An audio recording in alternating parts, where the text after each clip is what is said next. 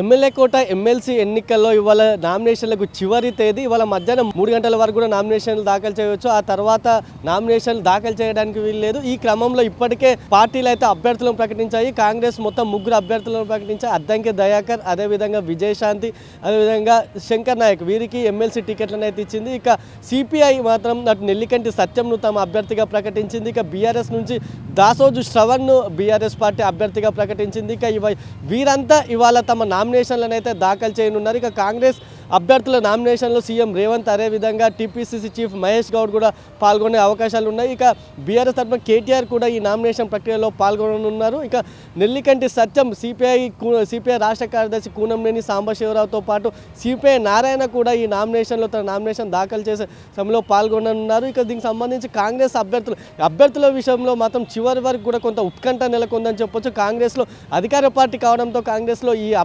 MLC స్థానాలకు తీవ్ర పోటీ నెలకొంది. సుమారు ఇక్కడ 3 స్థానాలు, మొత్తం 4 స్థానాలు కాంగ్రెస్కు అవకాశం ఉన్నాయి, గెలిచే అవకాశాలు.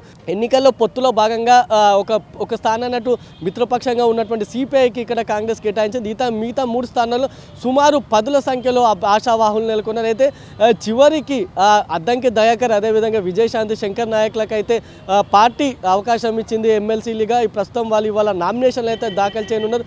ఇక చివరి వరకు వివిధ పేర్లు అయితే తెరపైకి వచ్చాయి. అదేవిధంగా వేం నరేందర్ రెడ్డి కావచ్చు, ఇక బెల్లయ్య నాయక్ వంటి వారు ఎంతోమంది నేతల పేర్లు అయితే తెరపైకి వచ్చాయి. కానీ అధిష్టానం మాత్రం అద్దంకి దయాకర్కు, అదేవిధంగా ఈ అద్దంకి దయాకర్ విషయంలో చూసుకుంటే 2023 గత అసెంబ్లీ ఎన్నికల సమయంలో అతను తుంగతుర్తి నుంచి పోటీ చేయాలని భావించినప్పటికీ పార్టీ అక్కడ మందుల శామ్యుల్కు టికెట్ ఇచ్చింది. దీంతో అతడు ఒక టికెట్ని అయితే త్యాగం చేసి దాంతో పార్టీ నిర్ణయానికి అయితే కట్టుబడి ఉంటానని చెప్పారు. ఆ తర్వాత గతంలో 2 ఎమ్మెల్యే కోట ఎమ్మెల్సీ ఎన్నికలు అయితే జరిగాయి. అప్పుడు అద్దంకి టికెట్ కన్ఫామ్ అని చెప్పి ప్రచారం జరిగింది. చివరి నిమిషంలో మాత్రం తెరపైకి బల్మురి వెంకట్ పేరు అయితే తెరపైకి వచ్చింది. ఈ క్రమంలోనే అతడు మళ్ళీ అటు పార్టీ నిర్ణయానికి కట్టుబడి ఉంటానని కూడా అప్పుడు కూడా ప్రకటించారు.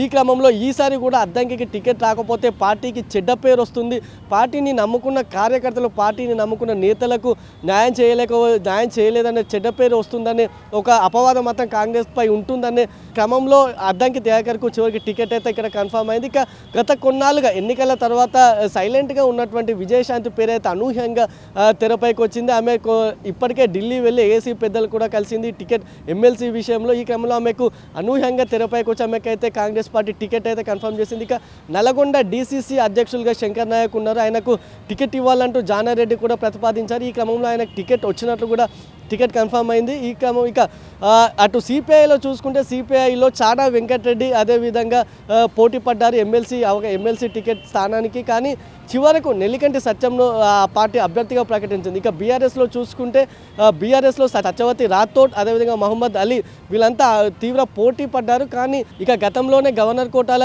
ఎమ్మెల్సీగా దాసోజు శ్రవణ్ను ప్రకటించినప్పటికీ ఆ తర్వాత కాంగ్రెస్ పార్టీ ఆయన అభ్యర్థిత్వాన్ని క్యాన్సిల్ చేసింది.